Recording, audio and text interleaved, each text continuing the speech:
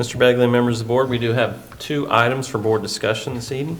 Our first item is our 5-year forecast. At this time, I'll turn it over to Mr. Phillips. All right, thank you, Mr. Smith. Mr. Begley, members of the board, I'm excited to, I guess excited might be a strong word, cautiously optimistic as we look at the 5-year forecast this evening. I want to start off, and I know you all are familiar with the 5-year forecast process and how it works, and so I just wanted to highlight some of the main parts of the forecast, which typically is 24 pages long, something to that effect. So I want to go through the main parts, and we'll be glad to answer any questions you have as I get through this. But on the first slide here, this is our current fiscal year, and as you all probably know, fiscal year runs from July 1st to June 30th. And so what we're forecasting, our beginning cash balance of $44,528,000. That is our actual beginning cash balance. But as we get towards the end of the fiscal year and to June 30th, we're looking at about $36,431,218. So it's a decline of about $8 million. And, I think it's no surprise that we are in deficit spend right now. So our expenses are outpacing our revenues, and that's a typical cycle for a school district. Before I came to Fairfield, I obviously did my homework on all of you, and I was really impressed and really excited to come join, because I think of how fiscally responsible you all have been. It's been a long time since you all went for an operating levy. Most school districts in the state of Ohio, it's about every 3 to 5 years. But we are at that point where we're deficit spending, and we got to figure out, once you start deficit spending, it compounds, and it compounds quick. If you deficit spend $8 million this year, you're going to deficit spend your expenses are going to outpace your revenue by a little bit more the following year. So if it's $8 million one year, it might be $10 million, but that compounds on top of the previous 8, so now you're at $18 million, right? And so it goes quick, and those are some of the things I want to talk about this evening. On this next slide, this is our projected revenue analysis, and you'll see about 50% of our revenue is made up from local taxes, the other half from state funding, other revenue. When we talk about other revenue sources, talking about tuition revenue, some of the open enrollment we talked about, investment income, insurance settlements, sale of assets, things like that. But it's about a 50-50 split there between local taxes and then state funding and other resources. When we look at the expenditures, okay, you'll see about 77% of our expenditures are spent on personnel costs. Now, I'd argue to say it's closer to 90%, because when you look at purchase services, you're talking about ESC employees, Butler County ESC employees. You're talking about coaches from Hamilton County. I mean, these are resources that really they're personnel. So when you look at what we spend our money on, it really is the day-to-day of what's happening inside of our classrooms. If I go to the next slide. And here's some of the meat of what I wanted to present tonight, and then you can see it visually. As far as the projected revenue versus expenditures, I talked about our deficit spend, and you can kind of see why on the blue and orange bars on that top left chart. Our blue bars, and I talked about this at the previous board meeting, our revenue stays pretty flat. We can't bring in more than what we levied against our community. There's some minor things. I talked about PUP, the public utilities and tangible personal property, as well as inside millage. That goes up a little bit, but it's not enough to really move the needle. You can see the blue bars pretty much stay flat, while the orange bars, they continue to rise, right? That's your costs. And we all know what has happened to expenses across the country and across the world over the past 5 years, and we're no different. Our expenses have continued to rise, and they will, just naturally. On the right side is our projected cash balance. And as you can see, I talked about the compounding nature of a deficit spend. We're eating into that cash balance pretty quickly. By 2028, we'll end the year in the black, but unless something changes, and there are only 2 ways to change your forecast, is to either reduce expenses or increase revenue. Or a combination of both, right? And so something has to happen between now and then. We'll pretty quickly be in financial or fiscal watch, then fiscal emergency. But this is really a continuation of what you all saw Amy present in May. The forecast hasn't changed a whole lot. And one of the notes I made here, as you look at this, right now, is our strategy window. And, you know, Billy and I have a conversation with some of our consultants coming up in, I think, a week or a week and a half. But right now it's a strategy window, because if we're sitting here next year at this time, you're no longer really in the strategy window. You're in the we have to do X, Y, and Z, instead of Fairfield community, here's some options. What would you like to see done, right? And so this is a critical time for us. On the next slide, we talk about the annual change in key revenue and expenditure assumptions. It's not crazy. You know, you look at our annual change in revenue, obviously that is not a good thing for us. We've talked about the state reducing our funding. We historically had an annual change in an increase of about 4.63%, but now we're losing funding, okay? We're projected to lose 0.25% this year, which, you know, is a big number for us, and that's only going to go up. But the annual change in expenses is something I want to talk about. Historically, we've increased about 3.75%. We're looking at about 3.25% now, and you know, and I think that goes along with the fact that, you know, the team here and the Fairfield staff in general has really tightened down, and you know, it's hard to decrease expenses, but we have, and the group here has done that. You know, and when you look at the Consumer Price Index, they're saying over the next 5 years, anywhere from 2 to 2.5% increase in costs. In general, school costs go up more than what you would see CPI go up. You know, right now we're looking at benefit costs averaging about 9 to 12%. And that's actually pretty good for us, for our plan with the Butler Health Plan. Salaries are also going to go up. We just signed an agreement with our teacher associations last spring. And so, you know, those expenditures are going to continue to increase, although we have decreased the rate at which they are increasing. Any questions on this slide in particular? Okay. This is another key metric when you're talking about school finance, and you really look at days of cash on hand.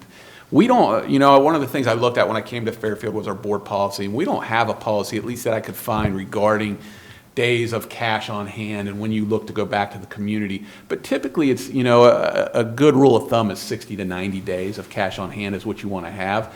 You know, if you're really hitting it out of the park, you're at 120 to 180 days, or anything above 180 days, you're pretty sound. You can see, and this is calendar year, by the way, not fiscal year, but in 2025, we got down to 135 days cash on hand. This year in 2026, a 25-26 school year, we'll be down to 110 days. So we're okay right now from a stable perspective of this year. But as you can see, going into next year, you're down to 64. And the following year, 13. Goes pretty quick. Demographics. This is an interesting slide, and this isn't one that is abnormal for most school districts across the state, really across the country. There are some school districts out that have a lot more land that are developing pretty rapidly. But you can see from the chart here, the district educated enrollment, the enrollment is expected to decrease. Now, there's, I think, a couple of reasons for this. One, the birth rates have been declining across the world. And again, we're no different. That's a big factor. But another one is the vouchers. Okay, the school choice vouchers.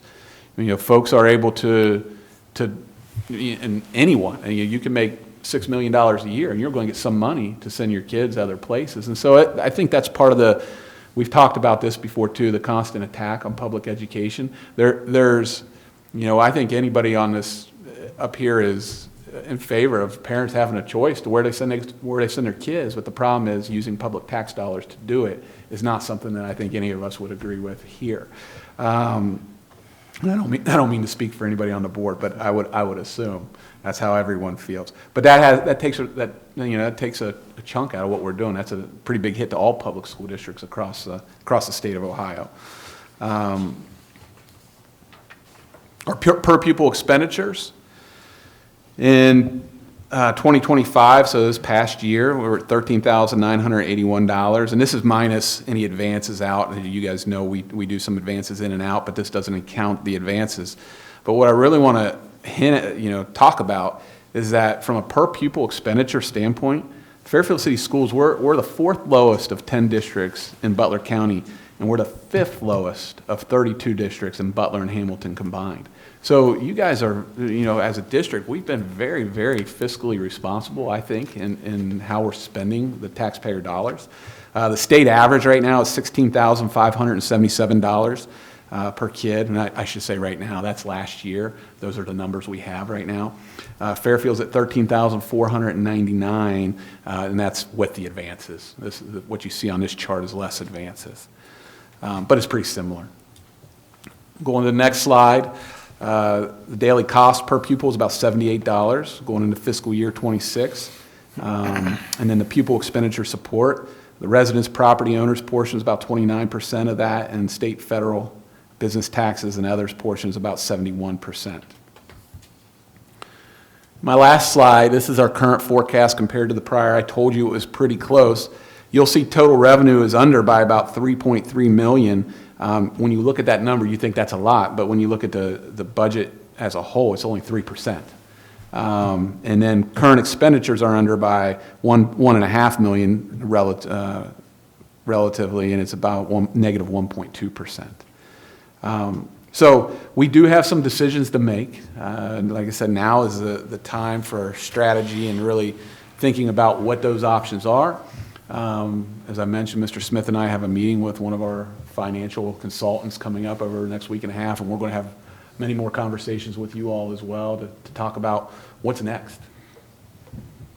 Any questions about what I presented this evening?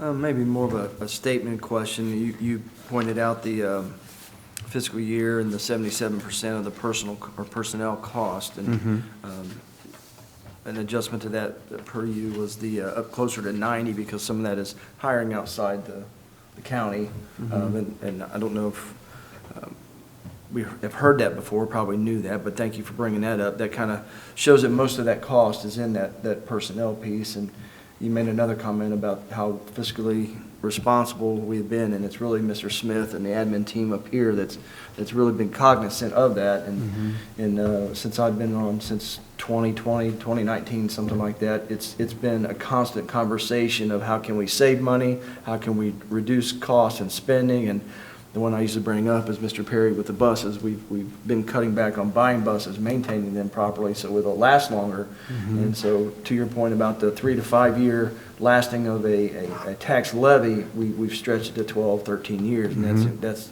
unheard of. Yeah, it and is. it's because of the great job that these folks have done up here. So thank you for that.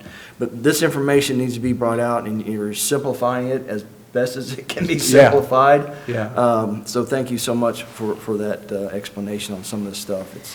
It's needed, and the more we hear it, the more repetitive. And also, I was going to say at the end, but since you're doing that bi-weekly Friday financial dollars and cents, I think that's going to really help and get that out to the community to kind of put another set of, not just another set of eyes, but a different perspective on how they may see and hear that communication, which is one of the reasons we wanted to hire you. Yeah, thank you, Mr. So Clark. I really appreciate that, Mr. Phillips. Thank you. Thank you.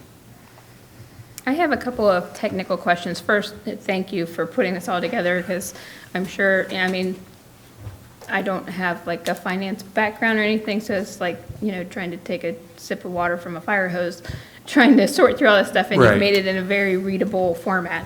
But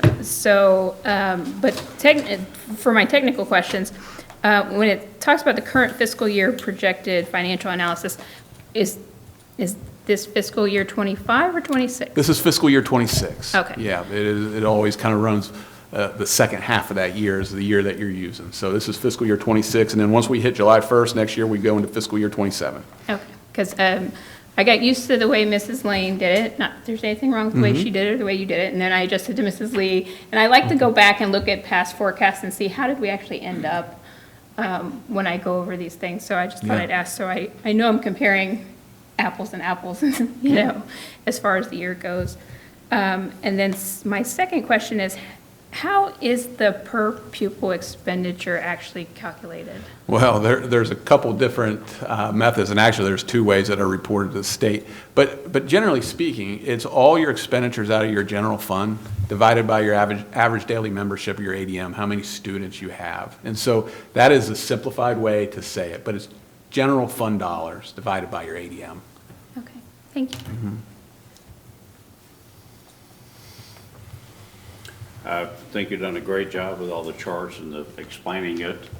Hopefully, people will see this. That's what we need when we have to run a levy, for people to understand that the state is not giving us the money that we need. I think you're doing a great job. Thank you, Mr. Napier. Yeah, I think two statements. One, the first would be to agree with Mr. Napier, right? So I know it's still that phase where you're drinking from the fire hose, but excellent job, really articulated this well. Thank you. It makes us feel confident that you're on top of this. And it's worth mentioning that this whole process has been pushed forward from what would have been a November presentation to an October to really, with the loss of the later September board meeting, September 4th. And you're ready and have it under control, so I appreciate that. Yeah, thank you for saying that. And it's worth mentioning, too, it'll be even earlier next year. The state is requiring us to submit our five-year forecast for the fall by August 31st next year. So this year, it's by October 15th. And with the cancellation of the second board meeting in September, we don't meet again until after that October 15th date. So I had to present it and have it approved this evening. But yeah, they're moving it up earlier and earlier, and I think that's intentional. But yeah. Yeah, I think we've got to stress all the time that per pupil average, right? Right? So regardless of the methodology for determining that number, where do we stack up against all the other schools in Butler County or Butler County and Hamilton County? And it's darn impressive, right? It's very impressive. It really is. And so that's something that we've got to hang our hat on as best we can. Again, it's a tired, easy argument just to say that, cut spending. Why are we spending all this money? And yet, healthcare costs continue to go up. That's completely out of our control. Everyone deserves a raise at some point. We have labor negotiations, we generate it happens, right? That's where we're at. Gas, electric, that's out of our control. Gas, It's electric, cost of buses, cost of roof repairs, the cost of asphalt on the parking lot, right? And so here we are, the expenditures continue to go up, and the state's cutting their funding pattern back to 2021 numbers Yep. as their basis for consideration. And I thought it was an interesting slide that the lion's share, more 50%, is on the local community to fund the district, right? Yep. And that's all communities have that burden, right? And so the state's not even meeting half of the requirement when constitutionally they should be meeting all of it. Correct. So here we are, we're doing the best we can. Right. And we're strategizing, right? That's right. Thank you. You're welcome. And if I could just make a few points, I think some of the things you mentioned are worth re-mentioning. I'm sure that we will continue to point those out as we continue to have these conversations over the next several months. But, going back to the last discussion that Mr. Phillips led, he talked about the administrative costs, and I don't remember the exact number, but that was one of the lower ones in the Butler County and Hamilton County combined, and really low. If my memory serves correctly, it wasn't middle of the road, it was significantly lower. Tonight, you hear that spending per pupil is fifth lowest out of 32, and we often talk about balance, and,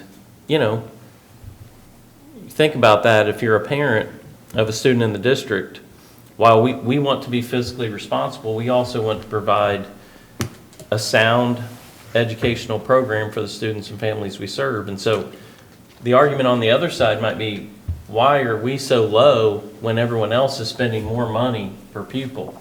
So, again, talking about balance. And then lastly, which we have said several times and will continue to talk about, the 3 to 5 year expectancy. of a levy, and we're going on 12, 13 years here.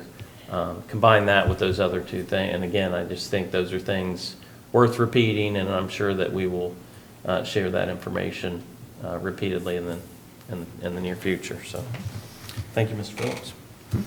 All right, up next, we have MOU regarding reemployment of retired teachers. I'll turn it over to Mrs. Howard.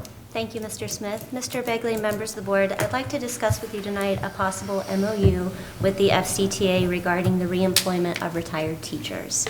Historically, we have only allowed a retire-rehire situation for really hard-to-fill positions, like a bus driver position, for example, and we have never done this for a teaching position before.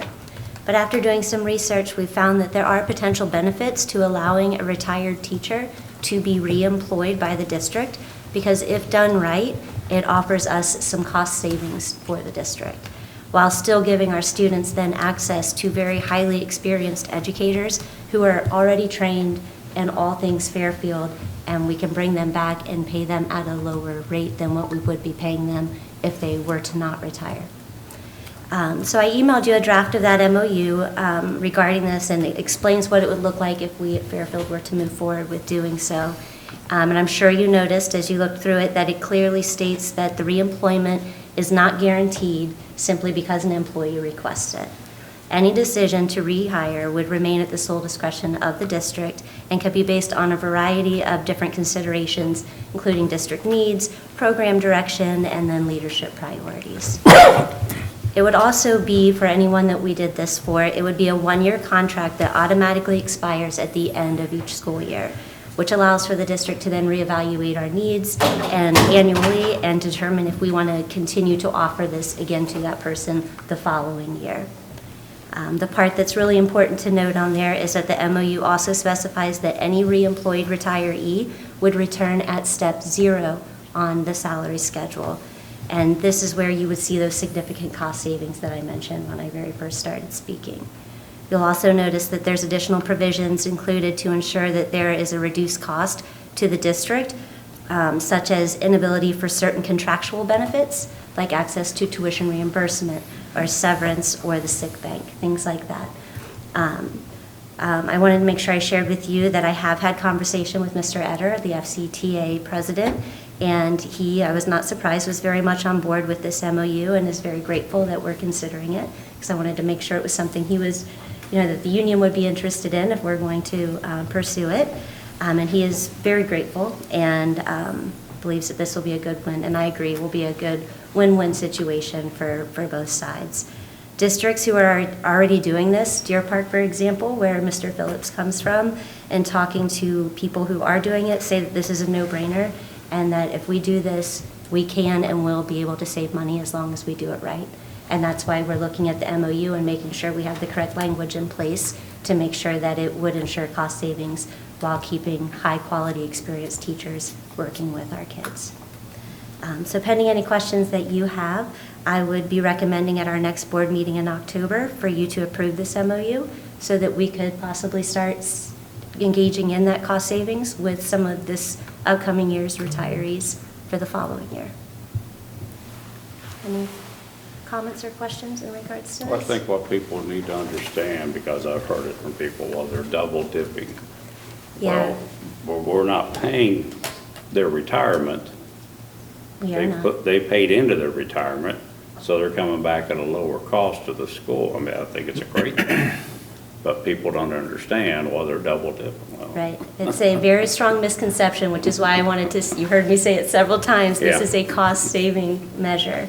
We Yeah. are not paying someone double or paying them more, we're actually paying them almost half as much as Yeah, what we we just need would to be. put that out to the public so they understand.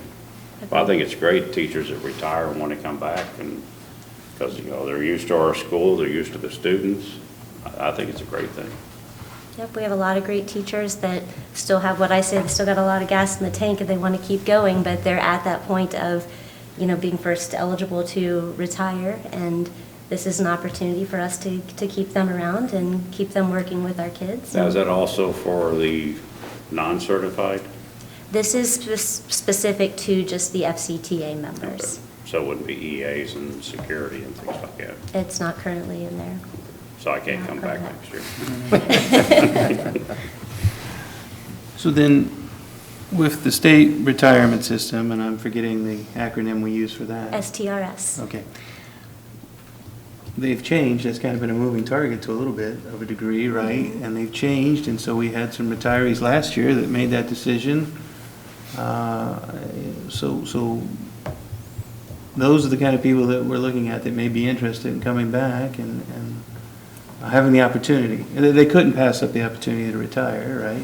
Right. You put your years in, and that is in the best interest of the employee at that point. But then, I think you've hit on it, and Mr. Napier mentioned it too, right? They're bought into the Fairfield culture, right? So there's no retraining. Right. It's, we hit the ground running day one. Their vast institutional knowledge is an asset to the district. And training for new teachers costs money too, so this Yeah. saves us money from that perspective as well. Right? You know, some of them that went out might say, hey, you know, I got nothing to do for a whole year. I want to go back. You may see a lot of that.